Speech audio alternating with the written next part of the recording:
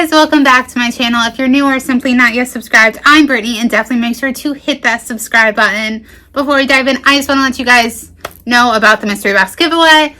There is only 2 more days to enter, including today.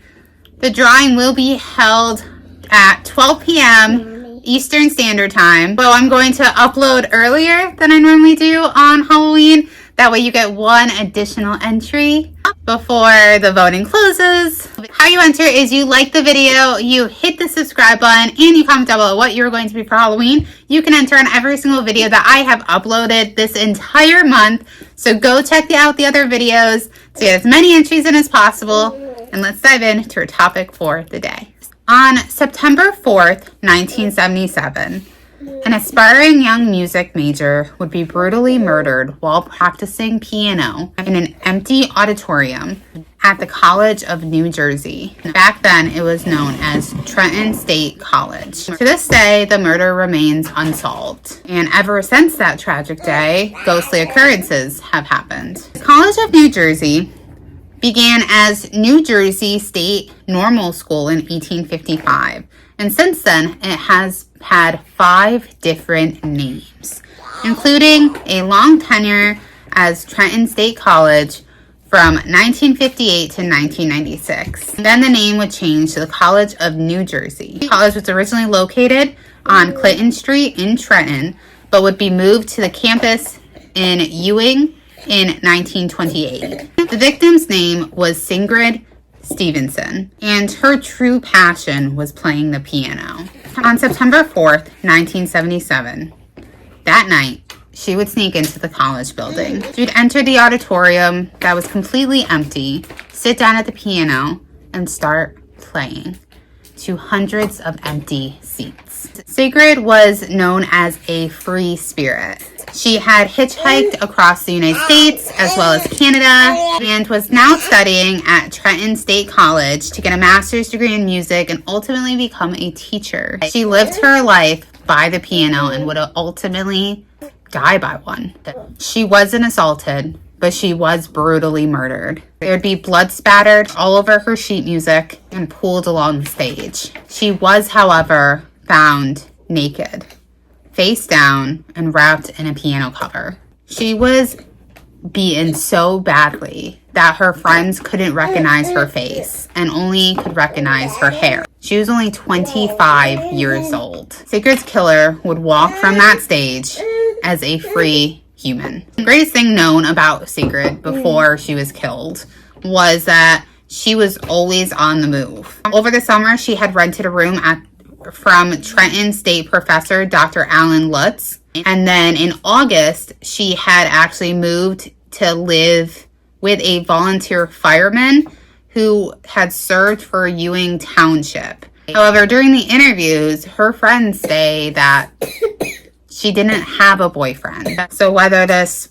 fireman was just a friend or just a roommate situation, or maybe a hidden romantic affair or something, no one really knows. There's really not much known about the fireman in general. Hundreds would be interviewed and several would be interviewed twice, but there was never an arrest made, and the case went cold. Her name would be forgotten as the name of the college changed, and there were no plaques or statues or anything named after her. And all of the professors that taught there had moved on or retired.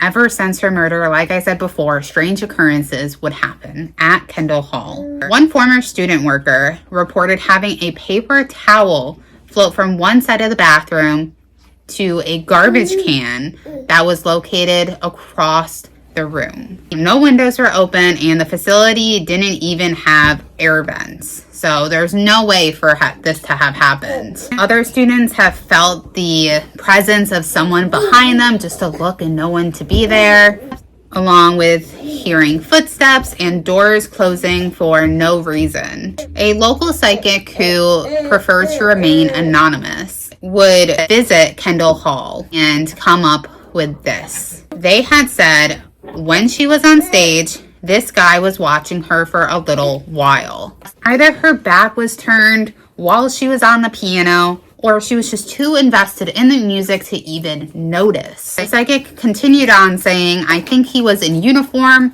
and had curly hair. He had something on his pants, something like keys, which leads me to think that maybe it was a janitor, because it's kind of just the vibe. Like, he was in uniform, he had keys attached to his pants. It would make sense. He had access to that building at that time.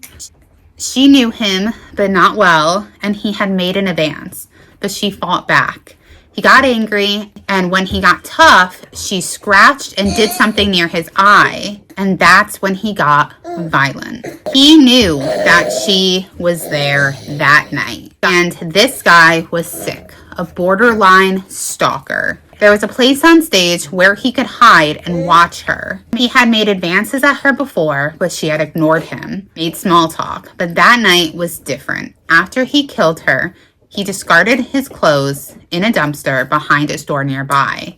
The psychic also claimed that Sigrid is still hanging around because she has yet to forgive him, as he could still be alive.